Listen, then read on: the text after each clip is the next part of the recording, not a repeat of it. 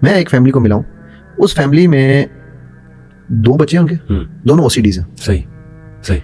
बच्चा बड़ा तो जैसे बना वो एक अलग स्टोरी थी, बच्ची कैसे बनी छोटी, ठीक है।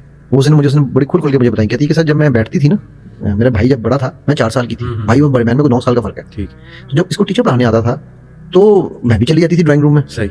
ये नमाज के लिए उठता था, टीचर मुझे बिठा के जो है ना अपनी गोद में, कहती उस वक्त तो मुझे नहीं पता था वो क्या कर रहा है, but today I know he will masturbate while I am sitting over there. अच्छा, अब वो कहती है कि जी मुझे 3 साल तक तो मुझे समझ ही नहीं आई कि मेरे साथ हो क्या रही है। When I was 7 first time I realised कि यार आई एम बीइंग यूज्ड। 3 साल के बाद कहती मैंने माँ को जाके बताया कि ये तो टीचर मुझे यूं कर रहा है। अब उस वजह से उसको मर्दों से और चीजों से ऐसा ओसीडी हुआ है कि वो किसी मर्द को करीब कजन भाई को अपने को टच कर लेती तो अपने हाथ को 10 दफा जाके धोती है। ठीक है, अब बंदा के यार ये क्या है ना, ये वो बीमारियां हैं जो हमने घरों में पैदा की हुई हैं। ठीक, इसी तरह की बेतहाशा एग्जांपल है जो आपने किया, ये सिर्फ एलिट में नहीं है भाई। ये आप मैं एक झुग्गियों का केस सुनाता हूँ आपको। मैं एक है कोवर्किंग स्पेस 2019 की बात है, मैंने पहला अपना पोर्नोग्राफी का जो लेक्चर किया था ना वो वहाँ किया था। तो लेक्चर के बाद जो उनका स्वीपर था वो मेरे पास आ गया, मैं कहता जी हमारे झुग्गियों के इलाके में चलें। मैं क्या हुआ जी, मेरे जो साथ वाली झुग्गी है उसमें बाप अपने बच्चों के साथ करता है, ठीक है, और बच्चे जो हैं वो एक बच्चा 7 साल का है, एक बच्चा 10 साल का है। तो हुआ ये है कि जब उसने 10 वाला तो नहीं बोलता था, जब उसने 7 साल वाले को पकड़ा है तो 7 वाले ने उसको छुरी मार दिया वहां पर कि अबे जो तू बड़े के साथ करता था मैं देखता था, तो अब मैं तुझे नहीं छोड़ूंगा, मेरे साथ किया तो माँ जो है वो माँ ने उस बच्चे को मारना शुरू कर दिया कि तूने बाप को हाथ क्यों उठाया। अब ये तो यार एक झुगी है ना। सही, सही। ये तो हम एलिट की बात नहीं कर रहे हैं। तो ये केसेस आपके हर जगह फैल रहे हैं।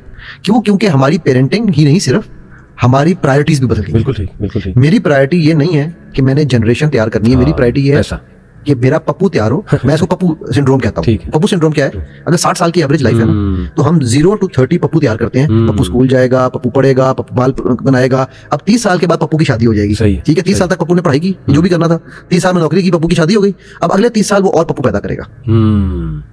तो हमारा लाइफ सिंड्रोम जो प्लानिंग का है वो ये है। हम ये भूल जाते हैं कि there is a pre birth and there is a post death. सुभान अल्लाह, सुभान अल्लाह। अगर आप प्री बर्थ में पोस्ट डेथ को ज़हन में रख के करें तो ऊपर की जो छाया बनेगी, पप्पू तो फिर भी बेहतरीन जाएगा। बिल्कुल ठीक, ठीक है। तो एग्जैक्टली ये इश्यूज अली बहुत ज्यादा आ रहे हैं। अली भाई एक और एस्पेक्ट से आते हैं। ये तो चले हो गया उन फैमिलीज का इशू जिनकी शादी के बाद खराबी हुई है, यानी शादी के बाद लड़ाई झगड़े की वजह से हस्बैंड इस तरफ चले गए। ऑल्दो मैं यहाँ डिस्क्लेमर दे दूं, मर्द औरत दोनों को, नो मैटर आपकी मैरिटल लाइफ कैसी जा रही है, प्रॉब्लम्स हैं, एक दूसरा नहीं बनती, this should never be an excuse to make an extra marital affair और to get involved in such things. तकवा होना चाहिए आप में। अगर आपको लग रहा है नहीं बन रही तो भाई स्टेप आउट या दूसरी शादी करो भाई, लेकिन तकवा अल्लाह का साथ रखो। इसको एक्सक्यूज ना बनाओ। शैतान इसी तरह अटैक करता है कि भाई तेरे तो प्रॉब्लम्स बहुत हैं, लिहाजा चल भाई ये शुरू हो जा। और इसमें मैं सोचा की बात में काट रहा हूँ, इसमें हमारे मुआशरे को भी एक बात समझनी है। प्लीज ये बात जान लें, और मैं सबसे रिक्वेस्ट कर रहा हूँ कि दूसरी शादी को गुनाह नहीं है। सही। उसको टॉन्ट कर करके ना मार दें कि तू शादी कर ली। बिल्कुल ठीक, बिल्कुल प्रैक्टिकल बातें आप कर रहे हैं। अच्छा, दूसरा एस्पेक्ट अली भाई, वो जो शुरू हमने जहाँ से बात की थी, वो है शादी से पहले की खराबी, जो हमारी यूथ का बहुत बड़ा इशू है। आई एम श्योर आपके पास भी आते होंगे। वो है एक्सट्रीम सेक्सुअल फ्रस्ट्रेशन। उसकी वजूहात देखिए अली भाई, मैं हैरान हो गया। मैं एक चने वाले के पास, नॉट दैट सारे ऐसे होते हैं, मैं उससे चने बनवा रहा हूँ। अब वो पठान लड़का है, बड़ा नौजवान घबरू जवान, ना इसमें मैं पठानों को टारगेट कर रहा हूँ ना चने वालों को टारगेट, एक अपना वाकया बता रहा हूँ। मैं उससे चने बनवा रहा हूँ। अली भाई उसने सामने मोबाइल रखा हुआ है, टिकटॉक पे वो गंदी वीडियोस देख रहा है, यानी ये जो फ्लॉन्ट करती हैं लड़कियां, ये जो देसी लड़कियां हैं वो उसने लगाई हैं, वो देख रहा है। अब वो सड़क पे खड़े होके चने बनाते हुए वीडियोस देख रहा है, और सड़क पे खड़े हुए वहां से उस रोड से बहुत सी खवातीन गुजरेंगी, मेकअप में गुजरेंगी, बच्चियां गुजरेंगी। वो जगह ऐसी थी, शॉपिंग मॉल साथ ही था, आना जाना, उसने सब कुछ देखना है। वो किस नजर से देखेगा इन वीडियोस के बाद? वो किस नजर से? एक्सरे की। इसी तरह आप देखें तो मैंने एक उसकी मिसाल दी, ये जो कैब ड्राइवर्स हैं, what kind of content they are consuming, ठीक है।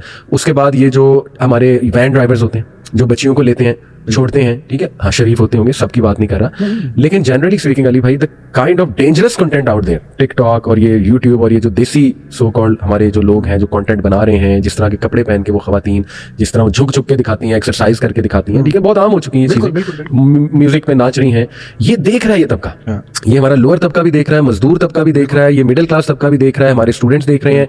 वो स्टूडेंट्स फिर जब फीमेल टीचर से पढ़ते हैं, जो इनोसेंट है, जिन फीमेल टीचर्स को पता ही नहीं कि ये मेरे सामने एफएससी के स्टूडेंट्स हैं, एफएससी का बच्चा अली भाई फट रहा होता है वो, बिल्कुल फट रहा सॉरी टू यूज दिस, नहीं absolutely and I agree with that. जी वो उबल के फट रहा है, जो कंटेंट वो देख रहा है, जो उसके हार्मोन्स हैं। वहां सामने फीमेल टीचर आपने खड़ी कर दी। एक तो ये इनको कॉलेजेस को शर्म आनी चाहिए इस तरह की मार्केटिंग स्ट्रेटेजी पे कि हमारे पास फीमेल टीचर्स हैं और इस तरह की हायरिंग पे, और उन टीचर्स को अकल के नाखून लेने चाहिए। मैं ब्लेम नहीं करता, नहीं उनको शायद पता नहीं होता, आप फैक्ट कर रहे हो, उनको पता नहीं होता ये सामने किस नजर से हमें देख रहे हैं। तो अली भाई ये वो तबाहकारियां हैं कि इतना कंटेंट, जैसे आपने कहा ना 7 से 14 साल की उम्र में उसका ये फारिग हो चुका है, देख देख के वो गेमें खेल खेल के, वो वीडियोस देख देख के टिकटॉक की, और फिर काइंड ऑफ पॉर्न पे बहुत डिपेंड करता है अली भाई। ओल्डर वुमेन का पॉर्न देखना, बिल्कुल ये एक फेटिश बन चुकी है। बिल्कुल ऐसे केसेस आते हैं, बंदा जो है ना उसको ओल्डर वुमेन में अट्रैक्शन एंड वाइस वर्सा, वो ओल्डर वुमेन को यंगर में है, और यंग वुमन जो है मैं देख रहा हूँ वो ओल्डर बंदों के देख रही है। अल्लाह माफ करे, अल्लाह मेरे पास केसेस आते हैं ना। सही सही, ये एक टाइप है मैरिड वुमेन के साथ इनफिडेलिटी, ये जो कैटेगरी है पॉर्न की, और ये एक खास हमारा अब कह लें मैन इस खास कैटेगरी को देख देख के इस तरफ जाते हैं कि नहीं जी हमें अब मैरिड वुमेन के साथ एक्स्ट्रा मैरिटल अफेयर बनाना, जो बड़ी है मैरिड। कई केसेस आए ट्यूटर है, बच्चियों को पढ़ाने आ रहा है, बाद में पता लगा कि वो माँ के साथ अफेयर था, कर चुका वो हस्बैंड को, लड़का बहुत यंग है 21-22 साल का है, औरत 40+ है, लेकिन वो इस तरह का अफेयर चल रहा है। इसी तरह तो ये जो कैटेगरीज है ना अली, मैं चाहता हूँ इस पे भी आप रोशनी डालें कि इसके तबाहकुन असरात, डिजास्टर्स असरात हमारे यूथ के माइंड पे, और क्या ये इंस्पायर नहीं होते कंटेंट देख के, don't they want to do these thing. अरे हम अगर जो हमने शुरू में एक बात की थी ना साइकोलॉजिकल इफेक्ट्स, ठीक है, एक तो हमारे यहाँ पर आजकल ये भी एक नया शुरू हो गया कि जी साइकोलॉजी जो है ना वो तो इस्लाम के मुनाफी हो गई है ना, किसी ने ये भी कहा, मैं नाम नहीं लेता हूँ साहब का, वो भी आपने सुना, लेकिन साइकोलॉजी जो है वो सूरह यूसुफ में मौजूद है भाई, तो साइकोलॉजी इस्लाम के मुनाफी नहीं है। हमने उसको जो है बिल्कुल हमने फ्रॉइड को साइकोलॉजी समझ लिया। हाँ ये मसला है, ठीक है, कि वो उसी ने कहा था ना भाई हर चीज मादे पितर आजाद है आप ना, ये इफेक्ट्स आपके माइंड पे होते ही होते हैं। ऐसे हो नहीं सकता कि आप, वो एक प्रिंसिपल है कंप्यूटर्स में, GIGO, garbage in garbage out, ठीक है। सो ये नहीं हो सकता कि आप अपने बच्चे को देखने दे रहे हैं वो चीजें। मैं यार कल या परसों के बैठा हुआ था, तो अम्मी ने ना लगाया उस पे टीवी पे कोई ड्रामे का एक क्लिप सा जो गुजर रहा था, इश्तिहार चल रहा था ना इस ड्रामे का, तो वो इश्तिहार में क्या था कि तुम, मुझे अब नाम नहीं याद कौन से चैनल का भी था, ठीक है, कि वो कह रहा है उसको कि तुम ऐसे करो, तुम इससे शादी कर लो, उस शादी से तुम हमारे घर आ जाओगी, और फिर हम दोनों जो मर्जी करते थे, किसी को जब तू घर में आ गई तो फिर तो हमारे पास कोई इशू ही नहीं है ना, वो काम पे जाएगा, पीछे से हम ही कर देंगे ना। इन सारी चीजों के जो असरात हैं, फिर आपके मॉर्निंग शोज, उसमें आप क्या दिखा रहे हैं, राइट, इन सारी चीजों के असरात कंबाइंड, वो जो आपने चने वाले की जिक्र किया है, वो जो आपने इनका किया है, या जो हमारे यहाँ पर डकी बर्ड जैसे लोग जो आजकल बड़े मशहूर हो रहे हैं, जो चीजों को ले लेके फिर रहे हैं, ठीक है, मैं तो बर्ड ही कहता हूँ, मुझे नहीं पता नाम भी क्या है उसका, ठीक है। अब वो क्या कर रहे हैं, कल को जब उनकी बीवी के साथ कोई सड़क पे बदतमीजी करेगा, वो क्यों करेगा, ऑब्जेक्टिफाई हो चुकी है, आपने खुद यानी वो दे दी, शायद ऑब्जेक्टिफाई कर दिया आपने।